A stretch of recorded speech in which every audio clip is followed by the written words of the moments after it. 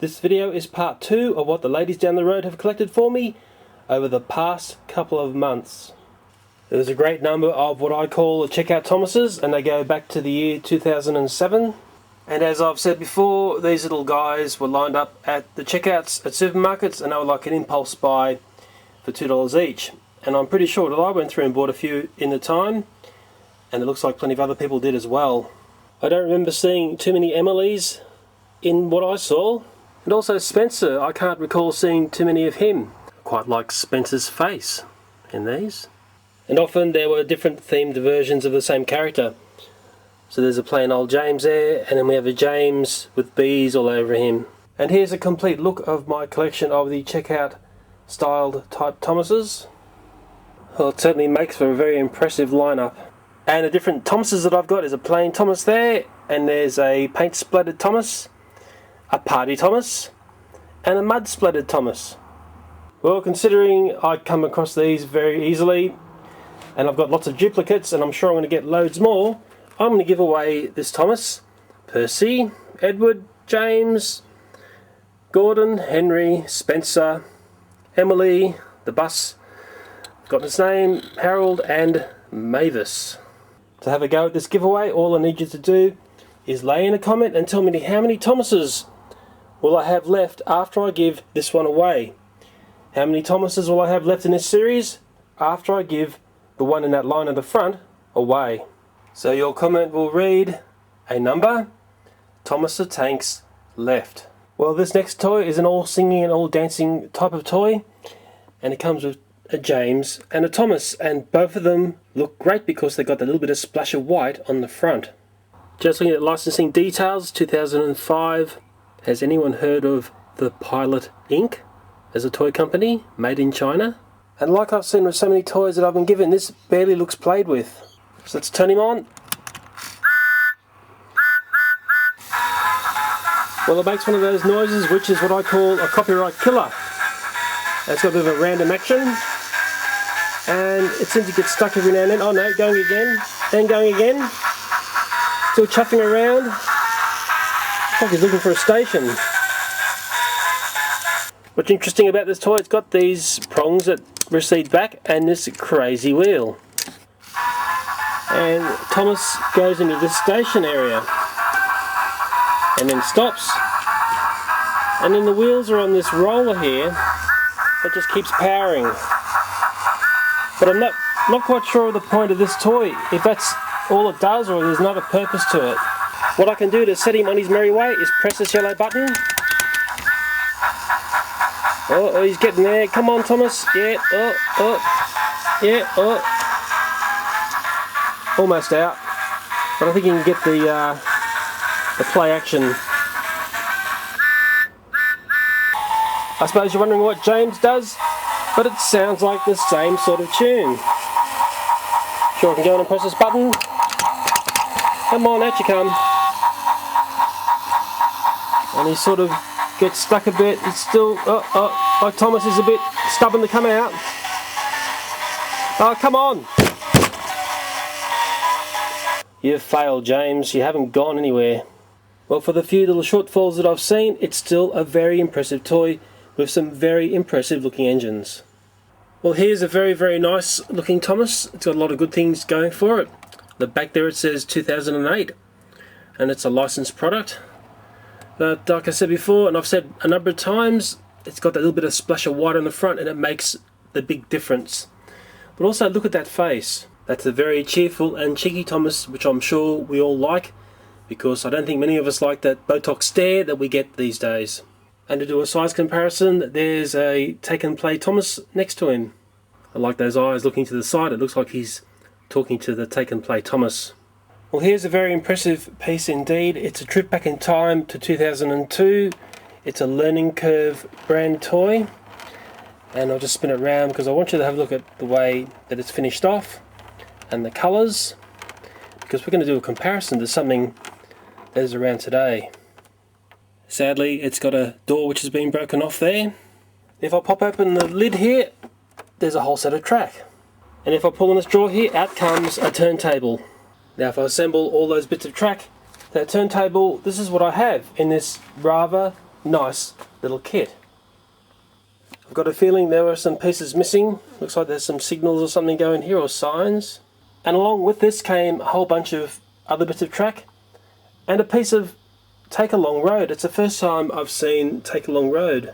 And now I've got a spare curve. I can put that on my boulder set, which is missing that final curve. I'm just going in and looking at the turntable here. One thing I noticed, this is actually fairly tough to move around.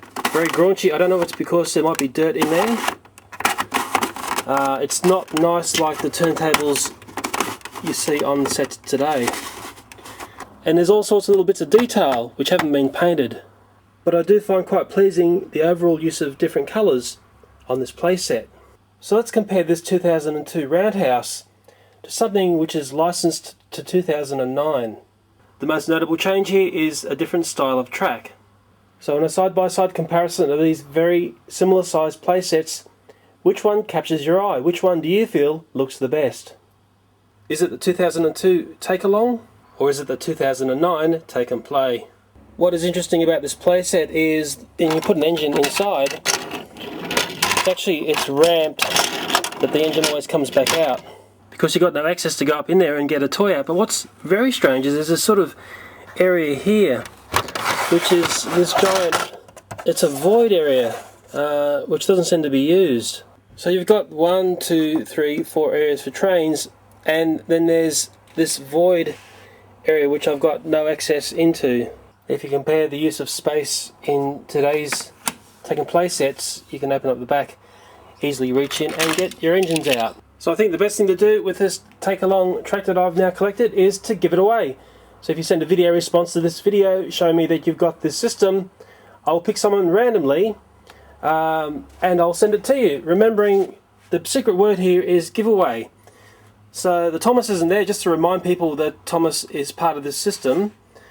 If you need little bits of track like this, have a go.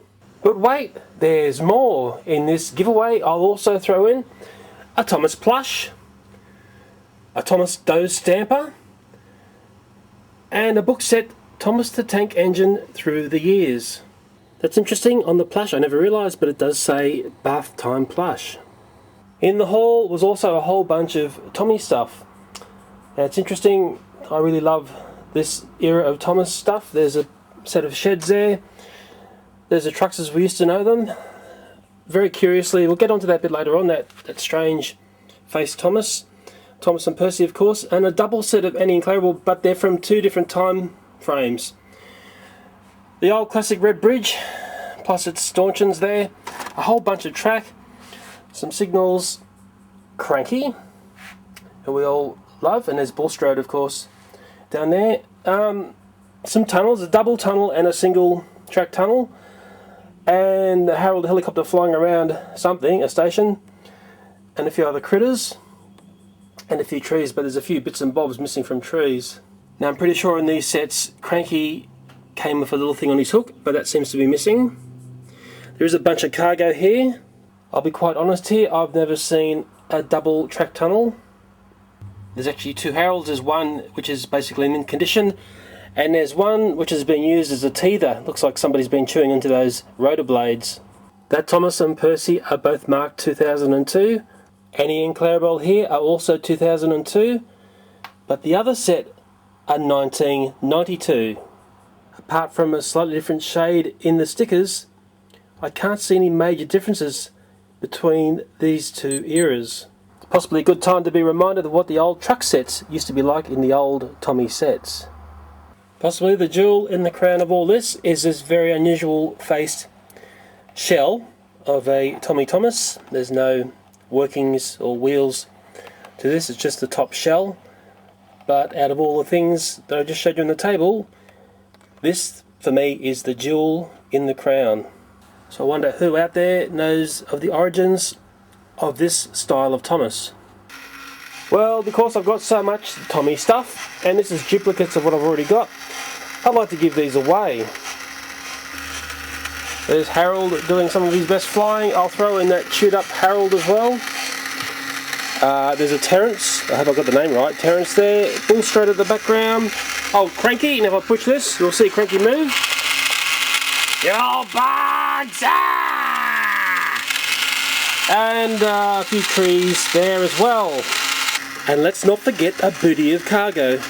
So if you're interested at all in adding to your Tommy collection, please send a video response to this video showing me that you've got this system.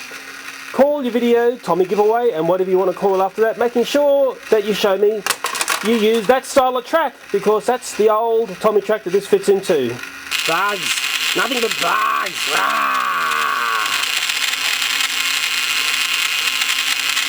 There was this little signal which was seemingly all by itself. Initially I thought it was a Tommy brand. When I looked underneath, it said the Pilot Ink. So as you may recall, we looked at that Thomas toy there, and it was also the Pilot Ink. Both are marked as 2005, so I'm going to assume here that they are a bundled set. So am I correct? Does this signal belong with this Thomas? Who else has got this set? Well, lo and behold, if you remember not that long ago, I had carriages that were related to these trains. They're Matchbox. It's 1979. I certainly remember these when I was a kid. I definitely had these. These are in need of some very good restoration. You could use them as a spare parts thing, but I'm going to give them away, but you're going to have to prove to me that you've already got these. So send us a video response to this video, Matchbox giveaway. I'll put whatever you want after that, and I will choose someone randomly from the people who do the video responses. And with the Matchbox stuff, I will also throw in these in the giveaway. You know, when you think you've seen it all, along comes this absolutely beautiful piece from Ertl. It's the miniature range that Ertl did. It's only Clarabelle, which is really sad. I'm really after a Thomas. I don't know what to do. I don't think I really need to keep this. Possibly I'd like to negotiate with someone in exchange for a Thomas. Maybe I'll have to give a couple of items in exchange for a Thomas. You've seen what I've got. Maybe you can tell me what you'd like that I've got. This is actually the first of the miniature Ertls that I've had in my hands, and they are just unbelievably tiny. The Ertl company certainly had the knack of producing some very beautiful Thomas toys. Oh yes, here is a mystery to me. It's a very, very beautiful and very small Thomas set, and these are made of plastic. If I take a glance under Thomas, it looks like that this is a licensed product. There's no moving wheels, there are no couplings, but the amount of detailing is amazing. This is going to come close to one of the best looking tiny Thomases that I've got in my collection. And it's not just Thomas. Every character here is beautifully rendered. So this set actually raises a number of questions. Why was this very tiny Thomas set afforded so much detail? I'm just giving the engines a bit of a spin here, seeing a little more scope of what's going on all around the bodies. But it's a mystery. I've never seen these before. I'm thinking board game for some reason. I don't know. But I know the audience is going to tell me. To give you an idea of size, there's a take and play Thomas next to this mystery Thomas. And for extra curiosity, let's throw in that miniature Ertl Clarabelle. So I'd say the Ertl Thomas would be a little bit smaller than this mystery Thomas. And if there's one thing I know we all love, and that's a Thomas mystery. Well, last and by no means least comes this amazingly beautiful little train set layout. Yes, it's a Thomas item. Unfortunately, it's missing a few bits and pieces to make it complete. It's Bluebird brand, 1996. To give you an idea how exquisitely small this is, there's a take and play Thomas on the turntable. Here's that mystery Thomas that I regarded as being tiny. That's still a little bit too big for this layout. And here's the only piece of miniature Ertl that I've got, which is getting down to the scale, and possibly even that's a bit big for this layout. And that gives you an idea of the size of this very tiny playset. It's about 11 inches in length. That's about 280 millimeters. Well, there's the licensing info underneath this beautiful little playset. Just looking down on top and you get a feel for the detailing in the layout. And sure, I've looked up on the internet about this playset because I've got the manufacturer's name, and it's missing some sheds here. It's got a dock area, and I believe Cranky would normally be standing there. He's been sheared off. And it's also missing a selection of characters that came with this playset. There are so many highly detailed little environments built into this playset. You really have to ask yourself, why don't we see playsets like this around anymore? One thought that comes into my mind is possibly playsets like this present too many small parts which become choking hazards for small children. For me, it's really difficult to know what to do here. Do I go around and try and chase up the bits that I'm missing? Or do I let this one go to somebody who has this playset who may need some of the parts from this set? Personally, this small scale stuff impresses me far more than the larger scale stuff that we're served up en masse these days. And this is yet another amazing snapshot in time of the absolutely massive Thomas and Friends toy franchise. Well, I am perpetually amazed by the depth of the Thomas and Friends toy franchise. I never seem to stop finding different variations of Thomas to add to my collection. And as always, I hope you enjoyed this video, and thank you very much for watching. File reel. And if I pull on this drawer here, out comes a turntable. Again. And if I pull this drawer here, oops.